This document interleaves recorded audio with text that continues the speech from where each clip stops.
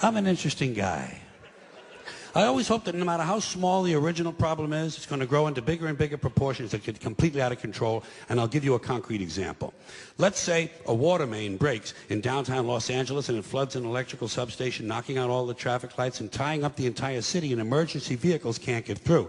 And at the same time, one of those month-long global warming heat waves comes along, but there's no air conditioning, there's no water for sanitation, so cholera, smallpox, and dysentery break out, and thousands of people start dying in the streets. But before they die, parasites eat their brains, and they go completely fucking crazy, and they storm the hospital, but the hospital can't handle all the casualties, so these people rape all the nurses and set the hospital on fire.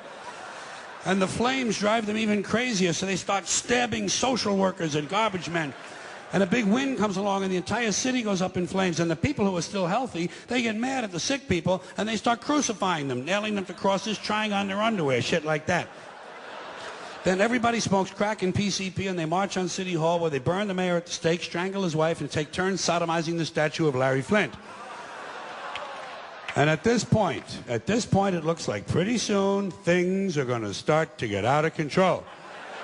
So everybody panics and tries to leave the city at the same time. And they trample each other to death in the streets by the thousands, and wild dogs eat their corpses. And the wild dogs chase the rest of the people down the highway, and one by one the dogs pick off the old fucks and the slow people because they're in the fast lane where they don't belong. Get the fuck out of the fast lane if you're an old fuck, if you're a slow fuck. Get over on the right. Get over on the right. And the lucky ones, the lucky people who manage to make it all the way outside of town, they discover when they get there that big sparks from the city have lit the suburbs on fire, and the suburbs burn uncontrollably, and thousands of identical homes have identical fires with identical smoke, killing all the identical soccer moms and their identical kids named Jason and Jennifer. And now the fire spreads to the farmlands, and the farmlands burn intensely at 425 degrees, creating millions of baked potatoes. And as the farmlands burn, thousands of barns and farmhouses begin to explode from all the hidden methamphetamine labs. And the meth chemicals run downhill into the rivers and streams where wild animals drink the water and get completely geeked on speed. So bears and wolves, amped up on crank, start roaming the countryside looking for people to eat, even though they're not really hungry. And the fire spreads to the forest, and the forests burn furiously, and hundreds of elves and trolls and fairies come running out of the woods screaming, "Bambi is dead! Bambi is dead!" And he is. Finally, that fucking little cunt, Bambi, is dead. Dead. Now hundreds of regional fires come together into one huge interstate inferno, and all 12 of the western United States are burning out of control, except Utah, where the Mormons don't allow fires. And the fire spreads across the Great Plains, toasting the wheat, cooking the cattle, and producing hamburgers, actually. Then it leaps the Mississippi and races through the South, blowing up stills, interrupting lynchings, and killing millions of inbred people. And then it turns northeast and it heads for Washington, D.C., where George Bush can't decide if it's an emergency or not. He can't decide this. He doesn't know. It's hard. Oh, it's hard work. You know? No. Yeah. He can't decide because Dick Cheney is in prison. So instead, he takes a nap. He puts his empty, fucking brainless head down on the little pillow his mother gave him at Christmas time, and he takes a fucking nap. So the fire moves to Philadelphia, but it's a weekend, and Philadelphia's closed on the weekends. So the fire moves to New York City, and the people in New York tell the fire to go fuck itself.